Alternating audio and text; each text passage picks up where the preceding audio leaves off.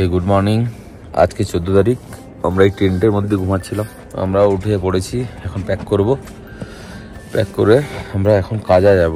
এই জয়দীপদা হিসাব নিকাশ করতে ব্যস্ত সকালবেলা উঠে, আর আর্জুন জয়দীপদা বাইরে গেছে।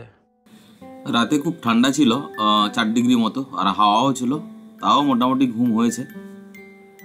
আমরা গতকাল এখানে ওই স্পিতি নদীর তীরে ক্যাম্পিং করেছিলাম। এই আমাদের টেন্ট। এখন আমাদের সমস্ত কিছু গোছাতে হবে, তো এখন গোছানোর পালা শুরু। গুছিয়ে আমরা কাজে যাব। গাড়ি একদম কাছেই রেখে দিয়েছিলাম, তার সঙ্গে এখানে টেন্ট করেছিলাম। তো জিনিসপত্র গুছিয়ে নিয়ে প্যাক করতে এখনও সময় লেগে যাবে প্রায় আধ ঘন্টা মতো। তারপরে আমরা এখান থেকে বেরাবো। এখান থেকে সামনে এরকম স্পিতি রিভার আর ওই সামনে স্নোক্যাপ মাউন্টেন সব দেখা যাচ্ছে। আচ্ছা, আমাদের টেন্ট গোছানো হয়ে গেছে। বাজে এখন সকাল 8টা। তো আমরা এখন রওনা দিচ্ছি কাজার উদ্দেশ্যে। আগে কাজাতে গিয়ে একটা রুম নেব, দিয়ে একটু ফ্রেশ হবো, আর গাড়িতে তেল ভরবো, দিয়ে কাজা site seeing, local site seeing গুলো করবো। তাহলে আমাদের যাত্রা শুরু করা যাক, চলো। ওকে। ইন ভ্যালির রাস্তায় এই ব্রিজটা পেরিয়ে 2 কিলোমিটার গিয়ে আমরা ক্যাম্প করেছিলাম। আমরা 8:15-তে সকালবেলা ওখান থেকে ক্যাম্প গুটিয়ে স্টার্ট করলাম। এখন বাজে 8:20। এখান থেকে আমরা বাম দিকে নিয়ে নেব কাজার দিকে। কাজা দেখাচ্ছে এখান থেকে 15 কিলোমিটার। জয়দীপদা, ক্যাম্পের অভিজ্ঞতা কেমন হলো? বড় জয়দীপদা? হ্যাঁ, অসাধারণ। এরকম ক্যাম্পিং এটা হচ্ছে একদম আলটিমেট ক্যাম্প, যাকে বলে রিয়েল সেন্সে ক্যাম্প। কালকে তো ক্যাম্প যে জায়গাটা করেছিলাম সাইডটা খুবই ভালো ছিল, জল টলও আশেপাশে ছিল, কিন্তু জনমানুষ এত অন্ধকার, সেটা বড় ফ্যাক্টর নয়, জনমানবের ব্যাপারটা। কিন্তু ক্যাম্প তো আমরা জনমানবহীন এরিয়াতেই করতে চাই, কিন্তু এত বেশি হাওয়া ছিল যে মনে হচ্ছিল টেন্ট কখন উড়িয়ে নিয়ে চলে যাবে। হ্যাঁ, প্রচন্ড হাওয়া ছিল। খুবই সৌভাগ্যের ব্যাপার যে টেন্ট কিন্তু কিছু হয়নি।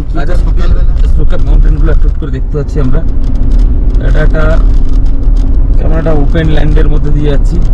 এখানেও নদী দূরে সরে গেছে, পাহাড়ও একটু দূরে সরে গেছে। ন্যাড়া পাথরের কিরকম একটা সৌন্দর্য কেমন সকালবেলা ফুটে বেড়াচ্ছে। তো সেখান থেকে আমরা দেখতে দেখতে যাচ্ছি এখন কাজার দিকে।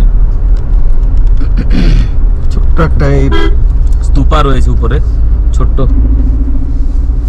একটা গ্রাম মতো মনে হচ্ছে। হ্যাঁ, এটা কোনো একটা গ্রাম হবে এটা।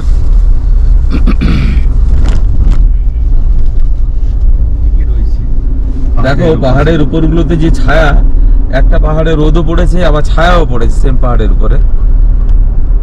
এই যে শেড একটা অসাধারণ একটা। হিমাচল প্রদেশের বাস আসছে, দেখো রোডের বুক পুড়ে। কাজা রেখং পিও না কি লেখা আছে? পিও মানে কি? রেখং পিও মানে রেখং পিও, শর্টে পিও বলে লেখা থাকে। আমার যতদূর মনে হয় হ্যাঁ, ওখানে দুটো গ্রাম আছে, হয়তো রেখং পিও এরকম ভাবে নাম দুটো হতে পারে, সেটা জানি না। এই যেমন রামপুর বুসা,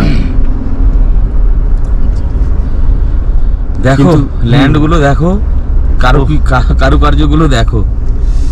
হ্যাঁ, এটা দেখো, মনে হচ্ছে খুব কেটে করে বানিয়েছে মনে হচ্ছে একদম। হ্যাঁ,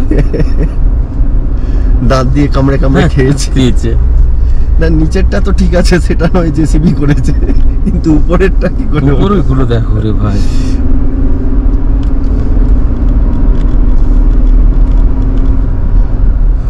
পাহাড় নেড়া, হঠাৎ দেখলাম একটা সবুজ টাইপের পাহাড়, কোনো গাছ, কোনো চাষ হচ্ছে মনে হচ্ছে কিছু একটা। একদম তুমি ঠিক বলেছো, চাষই হচ্ছে।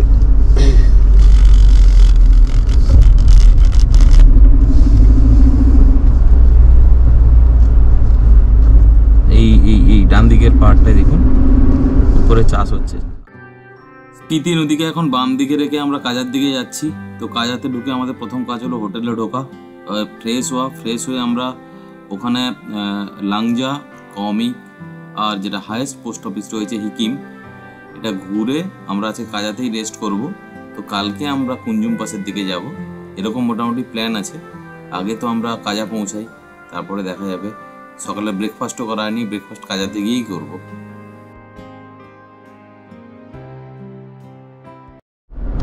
ডান দিকের প্রকৃতি, ডান দিকের মানে ওই মাটি পাথরগুলো ক্ষয়ে গিয়ে ঝুড়ো হয়ে নিচে নেমে গেছে, আর এটা শঙ্কুর মতো শেপ নিয়েছে, ধারণ করেছে। ট্রাককে পাশ দিতে হলো। উরি বাবা, কি সৌন্দর্য দেখো তার। সেটাই তো, মাথায় আবার একটা পাহাড় পাথর চড়ানো জমে, ওটা পড়েনি, ওটা পড়েনি এখনো, অনেকগুলোর মাথায় ওরকম রয়েছে পাথর। হয়েছে। কি রূপ, বাপরে বাপ।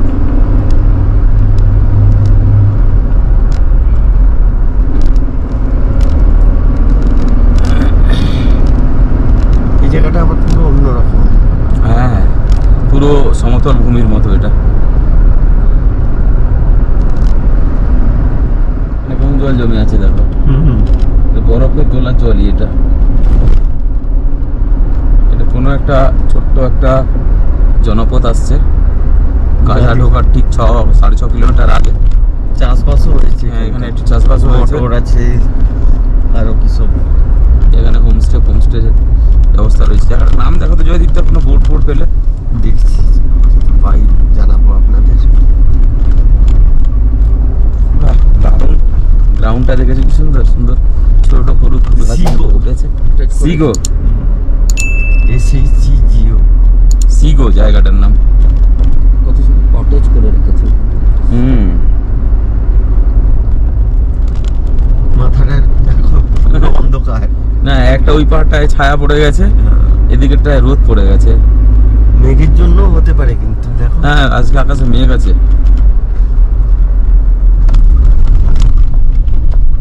ওরে বাবা,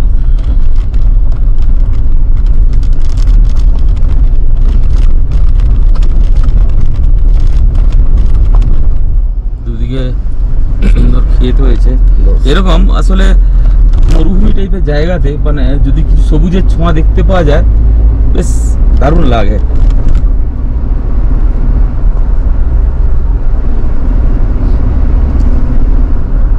লেহ লাদাখের ল্যান্ডস্কেপটা কি অনেকটা এরকম? একদম এরকমই প্রায়। গেট একটা আছে দাদা, গাজা কত দেখাচ্ছে? আরো 1.5-2 কিলোমিটার মানে এন্ট্রিটা। আচ্ছা আচ্ছা, ফার্স্ট আমাদের এখন গাড়ি রিফুয়েলিং করতে হবে করে এটাই একটা। মনে হয় কাজার এন্ট্রি গেট। আচ্ছা, এটা কাজার এন্ট্রি গেট বোধহয়, না? ইয়ে ভাষায়, বুদ্ধিস্ট ভাষায় লেখা রয়েছে, টিবেটিয়ান ভাষা। Bikers club. কাজার মধ্যে ঢুকে পড়লাম, কাজা শহরটা দেখা যাচ্ছে দূর থেকে। আগে আমাদের গাড়ির জন্য রসদ নিতে হবে। হ্যাঁ, গাড়ির জন্য রসদ নিতে হবে, কাজাতে তারপর নিজেদেরকে একটাই একটু পাম্প। রিফ্রেশ হতে হবে, যেহেতু ক্যাম্পিং করেছিলাম সবাই আমরা নোংরা। এই যে কাজা টাউনশিপ,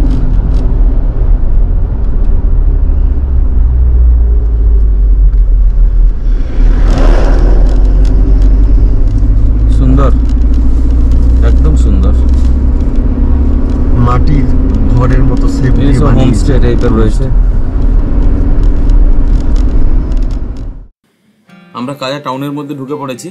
আগে আমাদের পেট্রোল পাম্প আসবে, ওই পেট্রোল পাম্পে আগে পেট্রোল নেব। কাজাতে একটি পেট্রোল পাম্প আছে, এখানে আগে পেট্রোল নিয়ে নেওয়া বাঞ্ছনীয়। বিকেল হলে প্রচুর গাড়ির রাশ থাকে, তো সকাল সকাল পেট্রোলটা ভরে নিয়ে আমরা কোনো হোটেল খুঁজবো। তারপরে কাজা জিরো ঘুরতেই তো যাবো। হ্যাঁ, উপরটি 500 মিটারে আছে।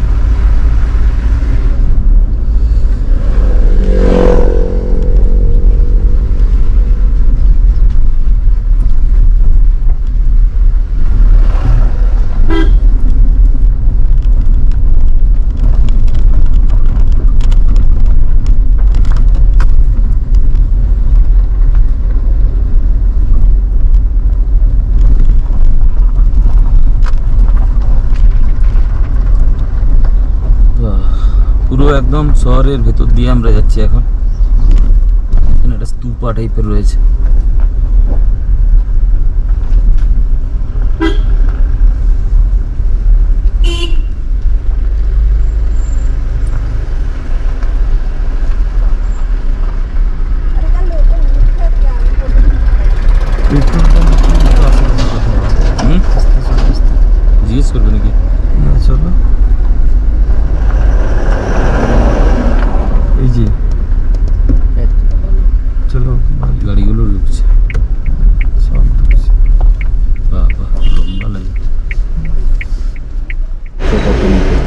কাজা পেট্রোল পাম্পে আমরা রয়েছি। এটা world highest retail outlet petrol pump Indian অয়েলের। সকালবেলা একটু রাশ আছে, প্রচুর গাড়ি এসছে তেল ভরতে, সেই জন্য।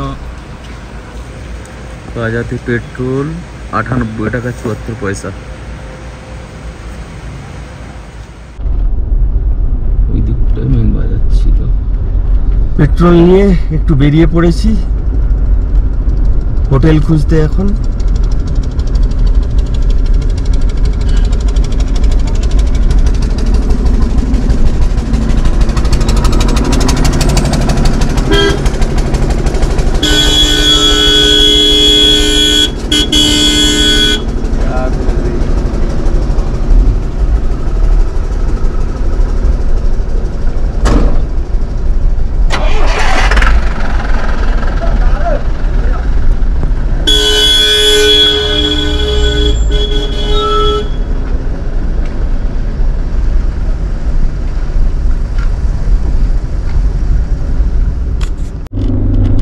কাজা পেরিয়ে এখন চলেছি রঙ্গি ভিলেজের দিকে।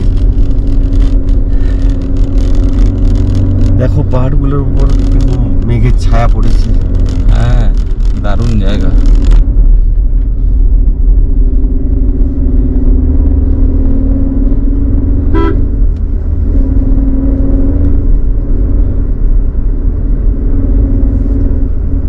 ওহ, সামনে একটা দেখো, সামনে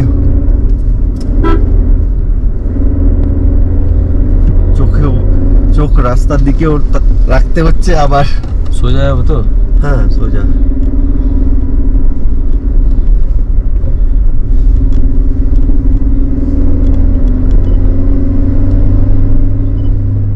আমরা কি তাহলে নদী পেরাবো নাকি? মনে তো হচ্ছে, না করলে ওদিকে যাবি কি করে? কিন্তু নদীর উপর ব্রিজ নেই, এখানে বাঁধ আছে মনে হচ্ছে না, কি রকম একটা জায়গা। দেখো ব্রিজ তো আমি দেখতে পাচ্ছি না। আমিও তো পাচ্ছি না, ওই জন্যই তো আছে ওইখানে।